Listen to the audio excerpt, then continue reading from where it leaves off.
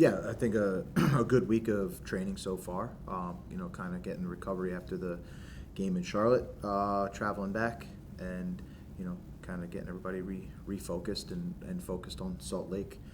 I think Salt Lake being a Western Conference team, it's not a team that you, I think maybe we're overly familiar with in terms of just being kind of in two separate conferences, but I think they're a team that we are taking very seriously.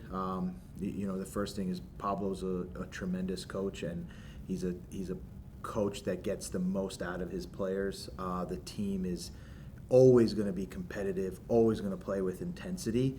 I think that's a hallmark of kind of the teams that he coaches, but that's only part of the. We look at it as only part of the story. It's a team, I think, attacking wise has shown a lot of variability, really dynamic on the ball, great attacking players. So something that we're going to have to be really focused on defensively. And then defensively, they play with intensity, they play pressing, soccer. So it's a team that we're going to have to be, really prepared for with the ball. So again, I think it's going to be an exciting night in Geodis, something that we're excited to get back in front of the fans. But the game, I know the game's going to have, it's going to be two really good teams going toe to toe. I think end to end. Thanks, Coach. We'll start in the room. Start with Ben. We'll just go down the line. Go ahead with two if you have them, and then if you're on Zoom and you have a question, reminder to use the hand raise function. Go ahead, Ben. Yeah, BJ, just looking back at the last two games, you guys obviously started really well, especially in Charlotte. I think Gaston out on the field said he thinks it was maybe the best half you played yet this year. How do you kind of evaluate those games in light of the results? And what are your thoughts about trying to put that together into a full 90-minute performance? Yeah, I would agree with Gaston. I thought it was a really good first half. I thought a lot of the things that we wanted to do were, looked like us, and we were able to execute. I think as we always evaluate, we try to take the positives and continue to build. We learn from some of the areas that we need to improve.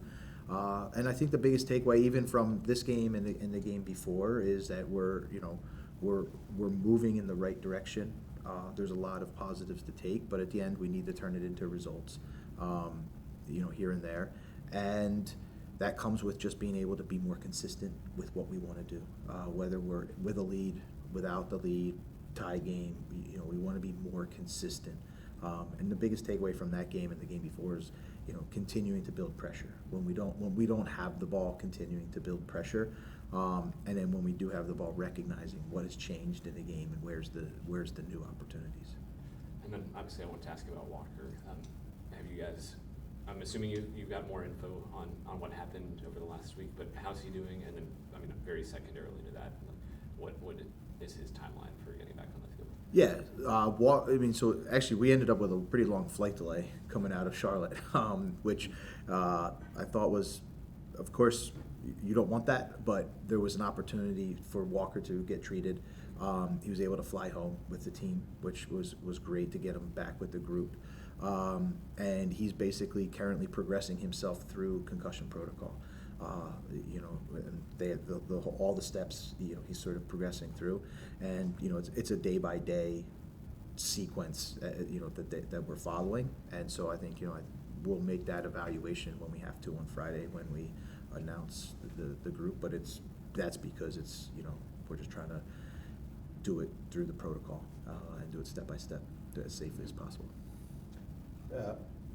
BJ, piggybacking on Ben's question about Walker, I just asked Gaston as well about, even though we're talking here about professional athletes, professional coaches trying to perform, how much of an event like that affects the mind of a player, a coach, when you're trying to win a game, like it happened in Charlotte?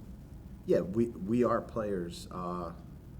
We are coaches, but we're also humans, and we have relationships with players, and these guys are friends with each other, and so there's always going to be a reaction. We have to be open to that. Like, it's not something that is a normal occurrence, but at the same time, I think we're also professionals that we try to respond to it, and so for us, it's I thought. It's certainly something that we talk about, how we want to respond to it, how we bond together as a team, not only, and kind of continue to go forward with it. But when that moment happens, yeah, there is a reset, right? You can't act like it didn't happen, and none of us are. We don't pretend to be superhuman. We are humans. We have feelings. We have emotions, and we just have to sort of be able to process that and then try to move forward with it. So going back to the game this Saturday, I'm not sure you did have Diego Luna under you when you were in the national team.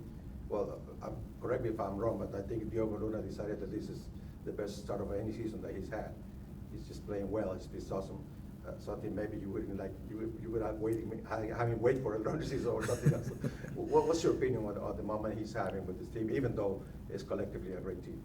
Yeah, collectively, he embodies, I think, what you see the team embodies. This is a player who has tremendous confidence.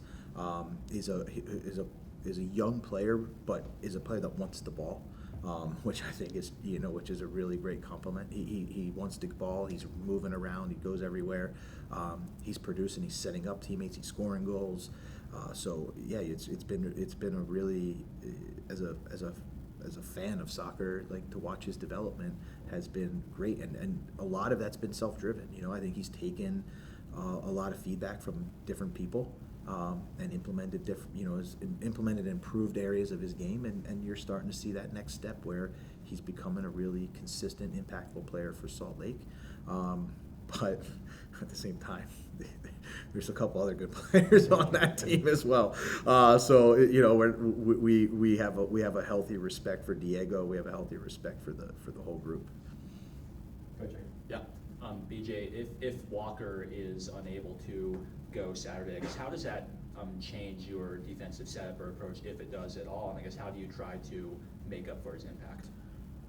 Yeah, we have a next man up mentality here, and everybody trains, and we're part of a bigger system. So I think for us, it's just about getting the next man up, making the getting the connections and the cohesiveness to be the same, and I don't even mean the next man up that has to step up and play the position. I mean, in general, like Walker brings great leadership to the group, so people are going to have to bear that, have to take on that responsibility, and that's, and it doesn't mean one person does. We just have to take it and share it amongst that 20 that gets named for the match, and continue to push forward. And over your last both your last two losses have come down to the final 10 minutes or so of the game. You've given up 3 goals in that span after the 85th minute. I guess, what do you feel needs to be emphasized to be drilled into the team in those game situations where you're playing with the lead? Yeah, I think it goes to the earlier thing. I think we just have to continue to be committed to building pressure on the ball. Like you see how sometimes the goal that we give up on the penalty is it's a free ball that goes into our penalty box. So it's just about making sure that we're building more pressure and staying consistent. We don't want to be the team that just drops and hangs on. We want to always be continuing to get out, create chances, and also the other thing is scoring more goals. That would it's not from a lack of opportunities in those games. Even in the last 10 minutes, we have chances to score goals. So that's how we I think how we think about those last 10-15 minutes is not only do we want to get pressure and deny the team the ability to get into our penalty box, but I think it's also, can we exploit the aggressiveness of a team trying to chase a game and score more goals. BJ, you guys this year have been playing a really pressing system. A lot of I guess fitness is required, and a lot of physicality is required. Do you think that has played any part in terms of these maybe losses or losses that could have been draws or wins? Do you think kind of towards the end there's some sort of physicality or a fitness question that the group is dealing with at the moment? No, I mean the way these guys train, the numbers that they put in each week, the numbers that they put in the game, I think it's more just about us being more as a group committed and focused to how we want to close the games out. I think the guys that come off the bench have been doing a really good job with that, and that's not an area that I think we have a big concern at the moment. And I know you don't mind shapes, and you can look at different sort of formations. The principles are kind of the most important thing. You've said that to us. Have you considered other sort of ways to set up the team in this first period of the season, I guess? Yeah, I think as we sort of look at every opponent, and not only do we look at every opponent, but look at sort of how the game might unfold through there. Yeah, I think we're certainly always continuing to evaluate, how we're setting the team up with the idea of still having the same philosophy. We'll go to John Glennon on Zoom. You guys have gotten a lot of offensive contributions this year from your defenders. I think Daniel Lovitz talked a little bit after the last game about how he's maybe playing with a little bit more freedom than he had before. Wondering kind of what you attribute the more offensive contributions from the defense, and if that was a special emphasis going into this season at all. I mean, I think over an overarching idea that we have here is everyone attacks and everybody defends, and yeah, we want to be a team that is able to play in the opponent's half. To play in the opponent's half, I think you have to get more numbers forward to sort of do that. And so, overall, our intention is to try and get those numbers forward and make the field as compact as possible in the attacking half.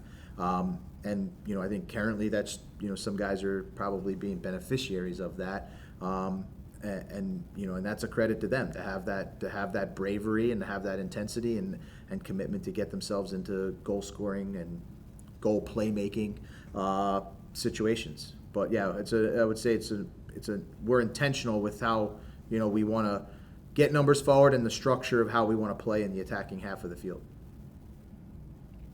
And maybe just to follow on that, in particular, Daniel, I wonder, do you see him playing a little bit differently than even last season in terms of pushing forward a bit? I mean, yeah, I think Dan has gotten comfortable into where the passes that he can make, and the impact that he can do. So I think he's shown the ability to play balls behind the back line. When you talk about the ball that he plays to Ahmed in the Philly game, he's able to get himself into good crossing positions. I think that's something that we stress here is we're not anti-crossing the ball, but we want to make sure that they're from high percentage areas where we can we can get the ball effectively into good areas in the penalty box. And I think Dan has done a good job of doing that. And as a result, you start to get rewarded, and at the other end, there's some guys that are finishing on the other end of his services.